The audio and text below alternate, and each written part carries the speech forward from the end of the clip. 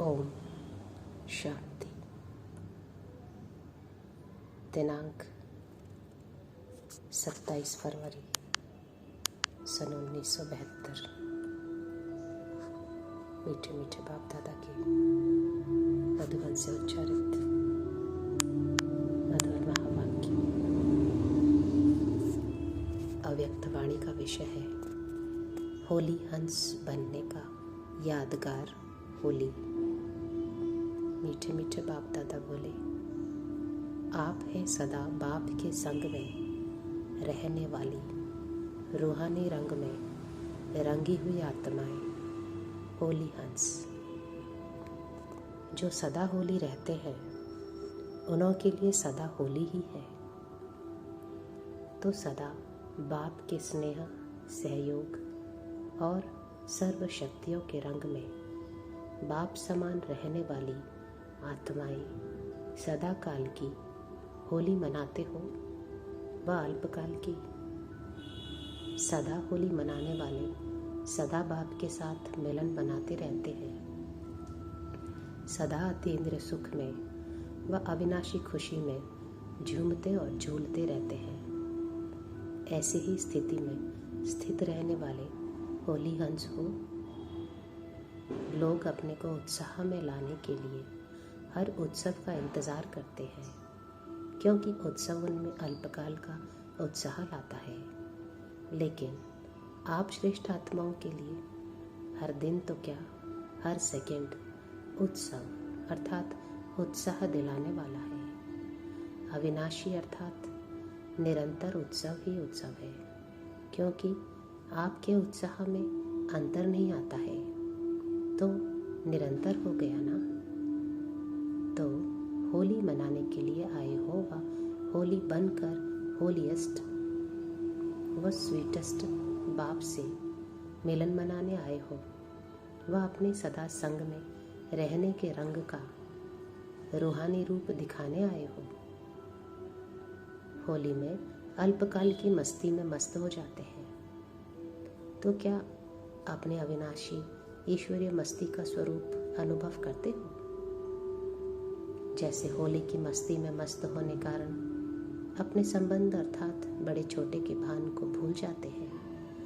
आपस में एक समान समझकर मस्ती में खेलते हैं।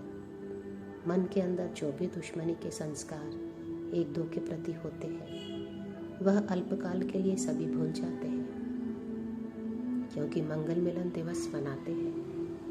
यह विनाशी रीति रस्म कहाँ से चली? यह रस्म चलाने के निमित्त कौन बने? आप ब्राह्मण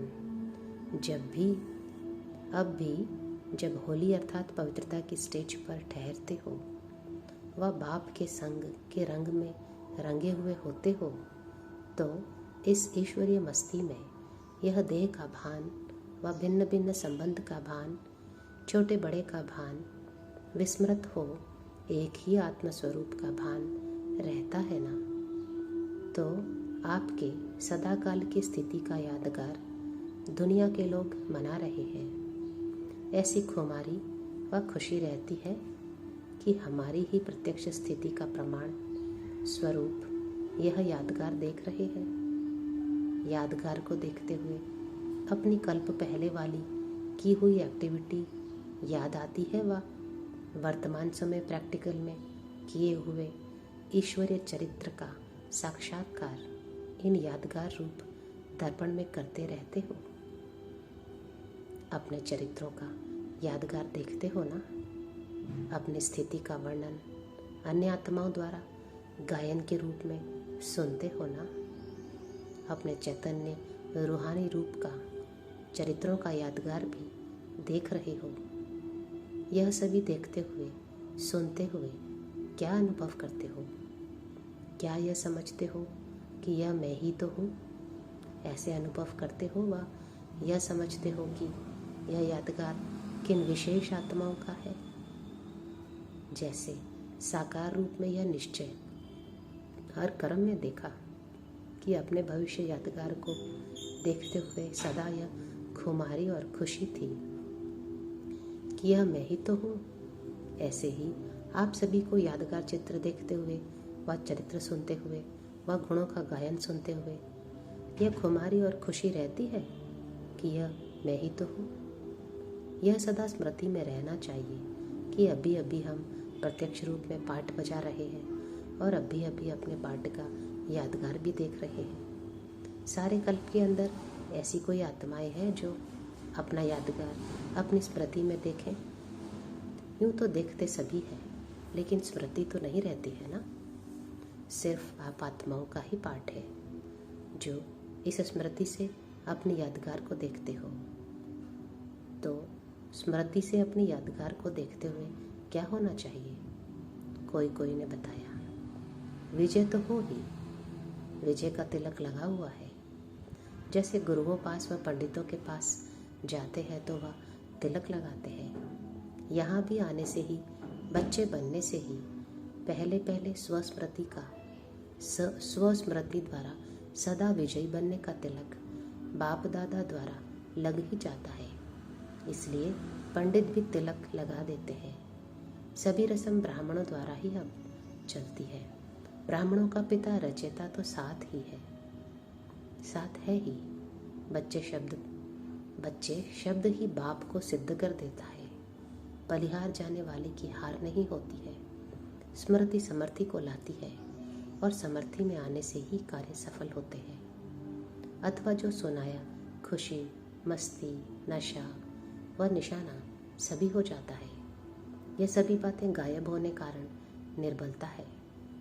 विस्मृति के कारण असमर्थी, तो स्मृति से समर्थी आने से सभी सिद्धि प्राप्त हो जाती है, अर्थात सभी कार्य सिद्ध हो जाते हैं। स्वस्मृति में रहने वाला सदैव जो भी कार्य करेगा व जो भी संकल्प करेगा उसमें उसको सदा निश्चय रहता है कि यह कार्य व यह संकल्प सिद्ध हुआ ही पड़ा है। अर्थात ऐसा निश्चय बुद्धि अपनी विजय व सफलता निश्चिंत समझ कर चलता है। निश्चय ही है जो ऐसी निश्चित सफलता समझकर चलने वाले हैं। उनकी स्थिति कैसी रहेगी? उनके चेहरे में क्या विशेष झलक दिखाई देगी? निश्चय तो सुनाया कि निश्चय होगा, विजय हमारी निश्चित है, लेकिन उनके चेहरे पर क्या दिखाई देगा? जब विजय निश्चित है तो निश्चिंत रहेगा ना। कोई भी बात में चिंता की रेखा दिखाई नहीं देगी। ऐसे निश्चय बुद्धि विजयी, निश्चित और सदा निश्चिंत रहने वाले हो। अगर नहीं तो निश्चय बुद्धि 100% कैसे कहेंगे? 100% निश्चय बुद्धि अर्थात निश्चित विजयी और निश्चिंत। अब इससे अपने आप को देखो कि 100% सभी बातों में निश्चय बुद्धि है। सिर्फ बाप में निश्चय को भी निश्चय बुद्धि नहीं कहा जाता। बाप में निश्चय बुद्धि साथ साथ अपने आप में भी निश्चय बुद्धि होनी चाहिए, और साथ साथ जो भी ड्रामा के हर सेकंड की एक्ट रिपीट हो रही है उसमें भी 100% निश्चय बुद्धि होनी चाहिए। इसको कहा जाता है निश्चय बुद्धि। जैसे बाप में 100% निश्चय बुद्धि होना, उसमें संशय की बात नहीं। सिर्फ एक में पास नहीं होना है, अपने आप में भी इतना ही निश्चय होना चाहिए कि मैं भी वही कल्प पहले वाली बाप के साथ पाठ बजाने वाली श्रेष्ठ आत्मा हूँ। और साथ साथ ड्रामा के हर पार्ट को भी इस स्थिति से देखें कि हर पार्ट मुझ श्रेष्ठ आत्मा के लिए कल्याणकारी है। जब यह तीनों प्रकार के निश्चय में सदा पास रहते हैं, ऐसे निश्चय बुद्धि ही मुक्ति और जीवन मुक्ति में बाप के पास रहते हैं। ऐसे निश्चय बुद्धि को कब क्वेश्चन नहीं उठता क्यों क्या की भाषा निश्चय बुद्धि की नहीं होती, क्यों के पीछे क्यों लगती है, तो क्यों में भक्त ठहरते, ज्ञानी नहीं। आपके आगे तो क्यों लगनी है ना, क्यों में इंतज़ार करना होता है। इंतज़ार की घड़ियाँ अब समाप्त हुई। इंतज़ार की घड़ियाँ हैं भक्तों की, ज्ञान अर्थात प्राप्ति की घड़ियाँ, मिलन की घड़ियाँ। ऐसी निश्चय बुद्धि होना, ऐसे निश्चय बुद्धि आत्माओं की यादगार यहाँ ही दिखाई हुई है। अपनी यादगार देखी है, अचलकर देखा है, जो सदा सर्व संकल्पों सहित बाप दादा के ऊपर बलिहार है उन्हों के आगे माया कब वार नहीं कर सकती। ऐसे माया के वार से बचे हुए रहते हैं। बच्चे बन गए तो बच गए, बच्चे नहीं तो माया से भी बच नहीं सकते।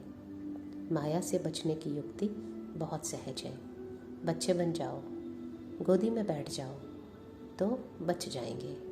पहले बचने की युक्ति बताते हैं, फिर बेचते हैं। बहादुर बनाने लिए ही बेचते हैं, हार खाने लिए नहीं, खेल खेलने लिए। जब अलौकिक जीवन में हो, अलौकिक कर्म करने वाले हो, तो इस अलौकिक जीवन में खिलौने सभी अलौकिक है, जो सिर्फ इस अलौकिक युग में ही अनुभव करते हो। यह तो खिलौने हैं जिससे खेलना है, न कि हारना है। तंदुरुस्ती व शारीरिक शक्ति के लिए भी खेल कराया जाता है ना। अलौकिक युग में अलौकिक बाप द्वारा यह अलौकिक खेल है, ऐसे समझकर खेलो तो फिर डरेंगे, घबराएंगे नहीं, परेशान नहीं होंगे, हार नहीं खाएंगे। सदा इसी शान में रहो, सदा इसी शान में रहो, तो यह है अलौकिक खिलौने खेलने के लिए। इस ईश्वरीय शान में रहने से सहज ही देह का भान खत्म हो जाएगा।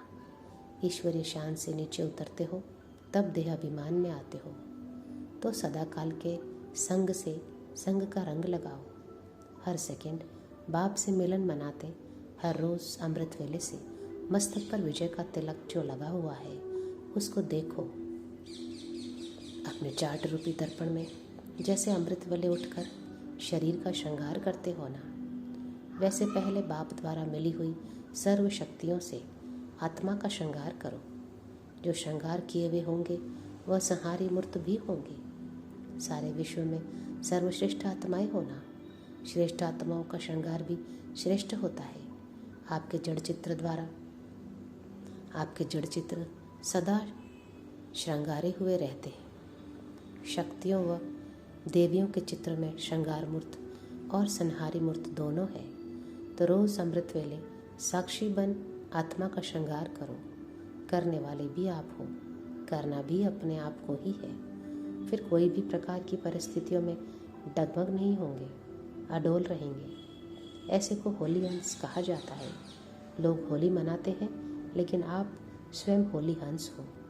अच्छा, ऐसे होली हंसों को होलीएस्ट बाप दादा का याद, प्यार और नमस्ते। ऐसे बाप दादा को हम बच्चों का याद, प्यार और नमस्ते। ओम शांति।